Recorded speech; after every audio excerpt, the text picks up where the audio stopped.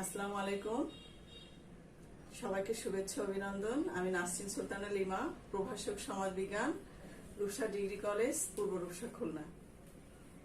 প্রিয় শিক্ষার্থী, তোমরা জানো করোনা ভাইরাস সারা বিশ্বকে এমন একটি পর্যায়ে নিয়ে গিয়েছে যে এই সময়ে শ্রেণীকক্ষে পাঠদান দেওয়া সম্ভব হচ্ছে না।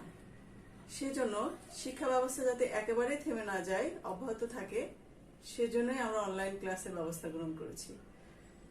প্রিয় শিক্ষার্থী, আজ আমি আলোচনা করছি উচ্চ মাধ্যমিকের তোমাদের অন্যতম একটি প্রিয় বই সমাজ বিজ্ঞান। সেই সমাজ বিজ্ঞানের একদম শুরুর অধ্যায়, প্রথম পত্রের প্রথম অধ্যায় যেটি আছে সমাজ বিজ্ঞানের উৎপত্তি ও বিকাশ। প্রিয় শিক্ষার্থী, আমরা প্রথম ক্লাসটিতে জেনেছিলাম সমাজ বিজ্ঞান সম্পর্কে, সমাজ বিজ্ঞানের প্রকৃতি এবং পরিধি সম্পর্কে। তো আজকে সমাজ বিজ্ঞানের এই অধ্যায়ের দ্বিতীয় ক্লাস।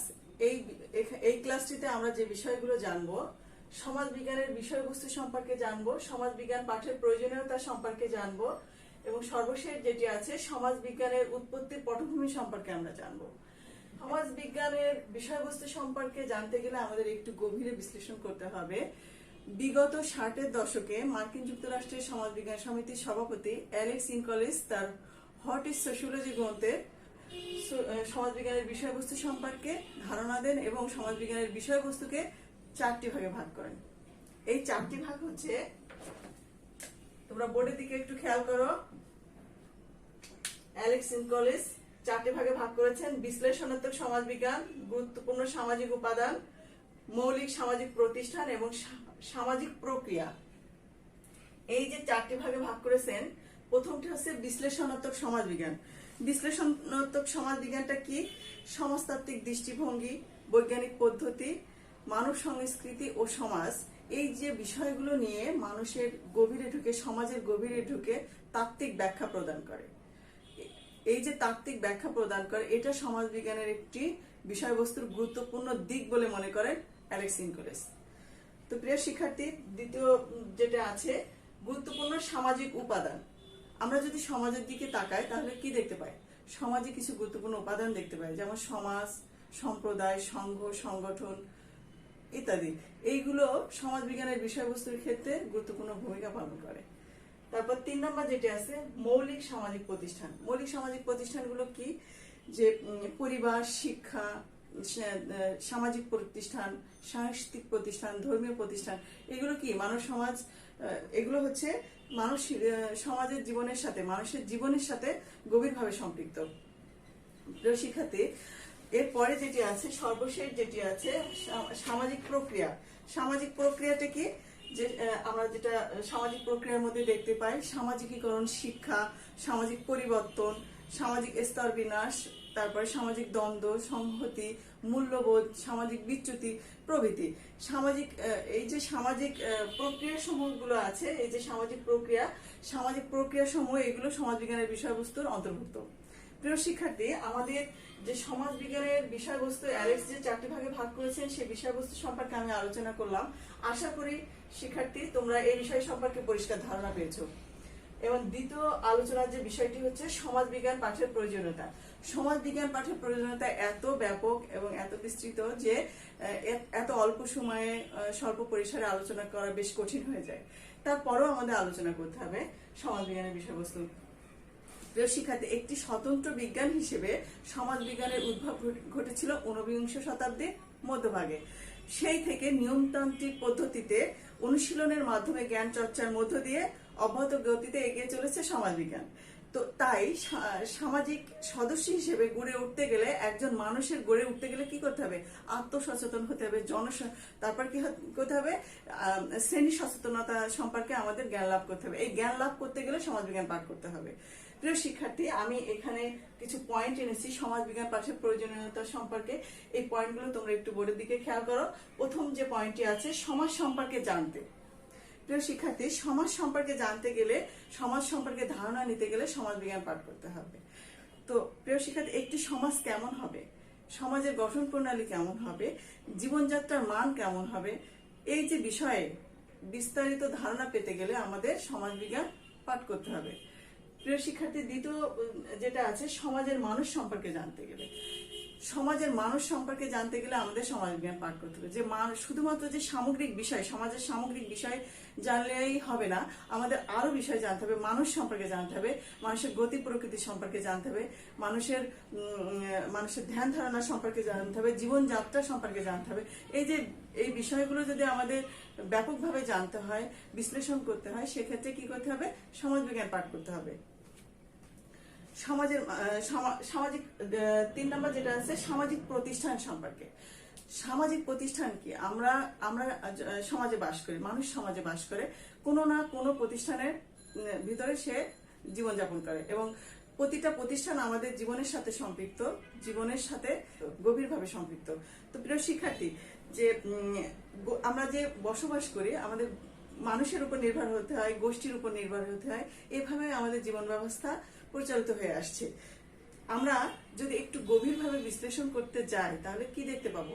যে সাংস্কৃতিক, সামাজিক, রাজনৈতিক, ধর্মীয় প্রভৃতি বিষয় সম্পর্কে আমাদের ধারণা নিতে হবে এবং আমাদের এই জীবনমান উন্নয়নের জন্য, দক্ষতা উন্নয়নের জন্য এই যে সমাজবিজ্ঞানের বিষয় সম্পর্কে বিস্তারিত ধারণা নিতে হবে। এবং বিস্তারিত ধারণা নিতে গেলে কি করতে হবে? আমাদের সমাজবিজ্ঞান পাঠ করতে হবে। প্রিয় শিক্ষার্থী, আমাদের পরবর্তী যেটা আছে বিভিন্ন দেশের সমাজ সম্পর্কে জানতে গেলে। প্রিয় শিক্ষার্থী, তোমরা জানো যে আমাদের দেশ ছাড়াও দেশের বাইরে যে সমস্ত রাষ্ট্রগুলো আছে, দেশগুলো আছে, এই সমস্ত দেশের সামাজিক সমস্যা আছে, আর্থসামাজিক সমস্যা আছে। এই সমস্যাগুলো কেন সংঘটিত হচ্ছে এবং এই সমস্যাগুলো পরিত্রাণের কি উপায় আছে এবং এই সমস্যাগুলো দিন দিন কেন বৃদ্ধি পাচ্ছে, এই বিষয়গুলো যদি আমাদের বিস্তারিত ধারণা পেতে হয় সেক্ষেত্রে সমাজবিজ্ঞান পাঠ করতে হবে। প্রিয় শিক্ষার্থী, পরের পয়েন্টটি যেটা আছে সামাজিক দায়িত্ব কর্তব্য সম্পর্কে। আমরা সমাজে বাস করি, সমাজে আমাদের বাস করতে গেলে প্রতিটা মানুষের কোনো না কোনো দায়িত্ব পালন করতে হয়, কর্তব্য পালন করতে হয়। সেক্ষেত্রে আমি একজন মানুষ হিসেবে আমার দায়িত্ব কি আছে? আমি একজন শিক্ষক হিসেবে আমার কি দায়িত্ব? একজন মা হিসেবে আমার কি দায়িত্ব? এবং সর্বোপরি যেটা বলতে হয়, আমি একজন সন্তান হিসেবে আমার বাবা মায়ের প্রতি কি কর্তব্য আমার আছে এবং একজন জনপ্রতিনিধি সমাজের কি কি দায়িত্ব পালন করবে। তারপরে চিকিৎসক আছেন, যে চিকিৎসকরা কি দায়িত্ব পালন করবে। এই বিষয়গুলো সম্পর্কে যদি আমরা ব্যাপকভাবে জানতে চাই, ধারণা পেতে চাই, সেক্ষেত্রে সমাজবিজ্ঞান পাঠের বিকল্প কিছুই নাই। প্রিয় শিক্ষার্থী, পরে যেটা আছে সামাজিক উন্নয়ন সম্পর্কে জানতে। সমাজ কিন্তু স্থির না, প্রতিনিয়তই পরিবর্তনশীল, উন্নয়ন নিয়ে কাজ করছে। এই যে প্রতিনিয়তই পরিবর্তনশীল, এই পরিবর্তনশীল সমাজ সম্পর্কে, উন্নয়ন সম্পর্কে যদি আমাদের ধারণা পেতে হয়, সমাজবিজ্ঞান পাঠ করতে হবে। কেন উন্নয়নের ক্ষেত্রে কোন কোন বিষয় বাধাগ্রস্ত হচ্ছে, কি কি বিষয়ে আমাদের সমস্যা আছে, এই বিষয়গুলো যদি বিস্তারিত ধারণা পেতে হয় সেক্ষেত্রে সমাজবিজ্ঞান জানা দরকার।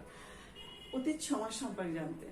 প্রিয় শিক্ষার্থী, অতীতের সমাজ ব্যবস্থা কেমন ছিল, বর্তমানে সমাজ ব্যবস্থা কেমন এবং আগামীতে কি হতে পারে সে বিষয়ে যদি আমাদের ব্যাপকভাবে জানতে হয়, অতীতের সমাজ ব্যবস্থা, জীবনযাত্রা প্রণালী কেমন ছিল এবং বর্তমানে কেমন আছে, এই বিষয় সম্পর্কে যদি আমাদের ব্যাপকভাবে জানতে হয় সেক্ষেত্রে সমাজবিজ্ঞান পাঠ করতে হবে।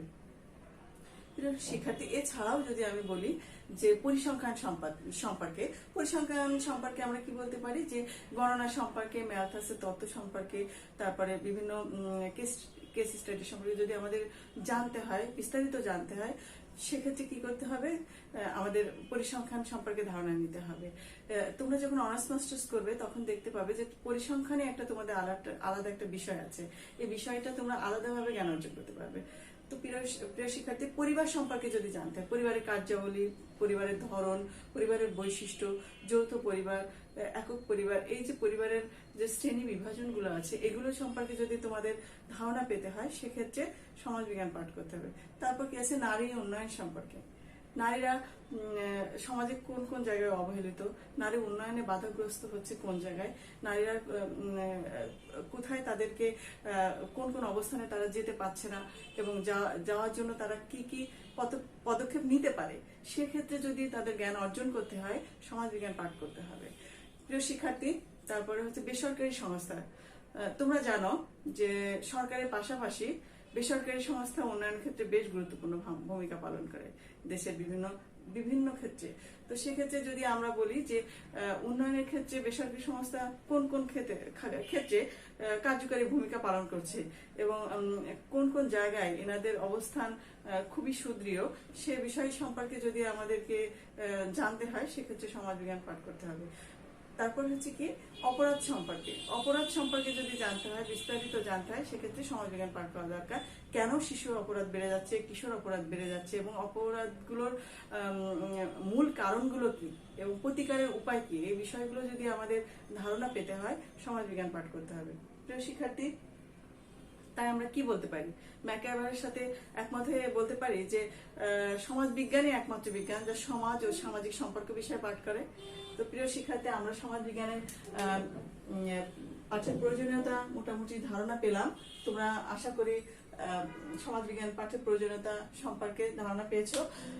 এর পরের যে সর্বশেষ আমার আলোচনার বিষয়, সমাজ বিজ্ঞানের উৎপত্তির পটভূমি বর্ণনা করতে পারবে। সমাজ বিজ্ঞানের উৎপত্তির ক্ষেত্রে আমি একটু বিস্তারিত বলতে চাই যে সমাজ বিজ্ঞানের উৎপত্তির মূলে কোন কোন বিষয়গুলো গুরুত্বপূর্ণ ভূমিকা পালন করছে। ঊনবিংশ শতাব্দীর আগে যে প্রাকৃতিক বিজ্ঞান ছিল সেগুলো কি কি ছিল?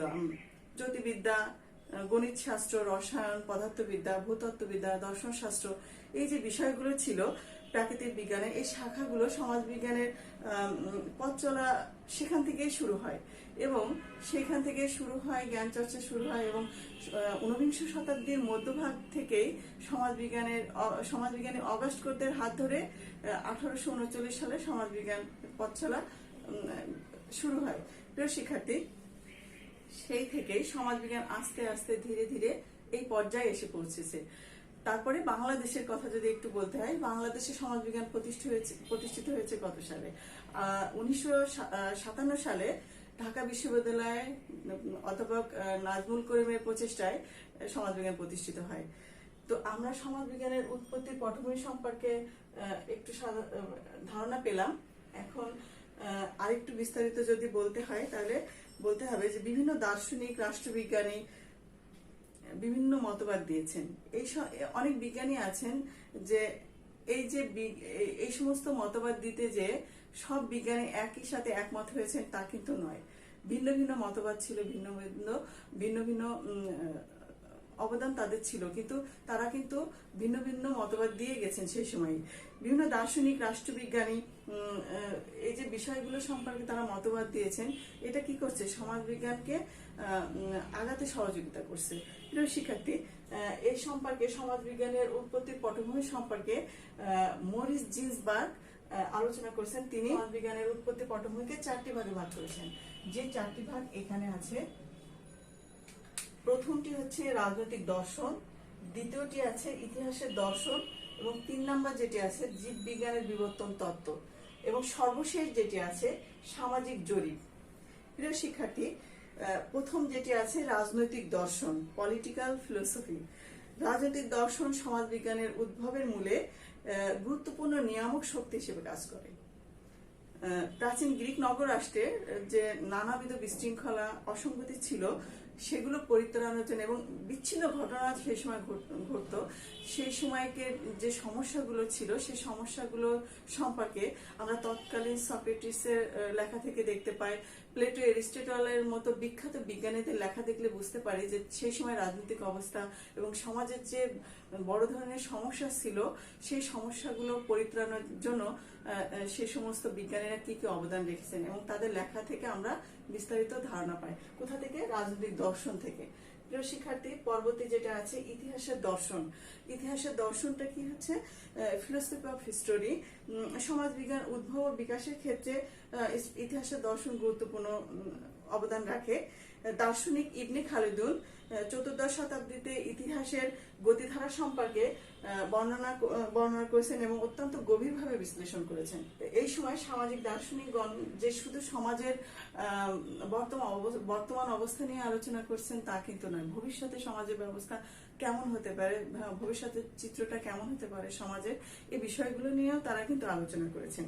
আর সেই থেকে সমাজবিজ্ঞানের কিন্তু পথ চলা। এই শিশু সমাজবিজ্ঞানকে পরিণত এবং প্রতিষ্ঠিত করতে এই সমস্ত বিজ্ঞানীদের অবদান অত্যন্ত গুরুত্বপূর্ণ। এখানে হারবার্ট স্পেন্সার, কার্ল মার্কস প্রমুখের অবদান সবচাইতে বেশি বলে অনেকেই মনে করেন। প্রিয় শিক্ষার্থী, আমাদের ইতিহাসের দর্শন সম্পর্কে আমরা আলোচনা করলাম। তৃতীয় নম্বর যেটি আছে জীববিজ্ঞানের বিবর্তন তত্ত্ব। জীববিজ্ঞানের বিবর্তন তত্ত্বটা কি?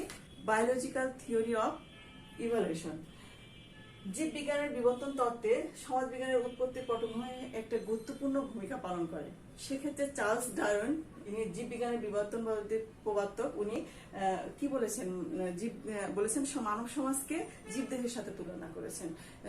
তারা কি বলেছেন? যে জীবদেহের সাথে তুলনা করেছেন এবং বিশেষভাবে ব্যাখ্যা দিতে সক্ষম হয়েছেন যে সমাজ ফ্রম সিম্পল টু কমপ্লেক্সের দিকে ধাবিত হচ্ছে। দিন দিন সহজ সরল অবস্থা থেকে জটিল প্রক্রিয়ার দিকে সমাজ ধাবিত হচ্ছে। তো প্রিয় শিক্ষার্থী, আমরা জীববিজ্ঞানের বিবর্তন তত্ত্ব সম্পর্কে জানলাম চার্লস ডারউইনের ব্যাখ্যা থেকে। এবং সর্বশেষ যেটি আছে সামাজিক জরিপ। সামাজিক জরিপটা কি আসলে? সমাজ বিজ্ঞানের উৎপত্তির মূলে সামাজিক জরিপের অবদান অপরিসীম। সামাজিক সমস্যা চিহ্নিতকরণ, তথ্য সংগ্রহ, দারিদ্র্য বিমোচন, জনমত যাচাই এই প্রভৃতি বিষয় সম্পর্কে যদি আমাদের ব্যাপকভাবে তথ্য সংগ্রহ করতে হয় এবং গবেষণা করতে হয়, সেক্ষেত্রে সামাজিক জরিপের বিকল্প নাই। তো প্রিয় শিক্ষার্থী, সামাজিক জরিপের ভূমিকা কিন্তু খুবই গুরুত্বপূর্ণ এই সমাজবিজ্ঞানের উৎপত্তি এবং পটভূমির ক্ষেত্রে। তো প্রিয় শিক্ষার্থী, সমাজবিজ্ঞানের এই যে ব্যাপকভাবে আমি এই তিনটি বিষয় নিয়ে আলোচনা করলাম, তা তোমরা আশা করি সমাজবিজ্ঞান সম্পর্কে ধারণা পেয়েছো, এই বিষয়গুলো সম্পর্কে ধারণা পেয়েছো। তো আমি এক কথা কি বলতে পারি যে সমাজ বিজ্ঞানের যে বিষয়গুলো আছে, সমাজে বসবাস করতে গেলে মানুষের সমাজের বাইরে যাওয়ার কোনো সুযোগ নাই, সমাজের মধ্যেই থাকতে হয় এবং সমাজের এই সমস্ত প্রতিষ্ঠানের মধ্যেই আমাদের জীবনযাপন করতে হয়। তো প্রিয় শিক্ষার্থী, আজকে ক্লাসের এ পর্যন্তই। আগামী সমাজবিজ্ঞানের অন্য কোনো ক্লাসে আমি তোমাদের ক্লাস নেব। আশা করি তোমরা এই ক্লাসে আমার সাথেই থাকবে। ধন্যবাদ সবাইকে।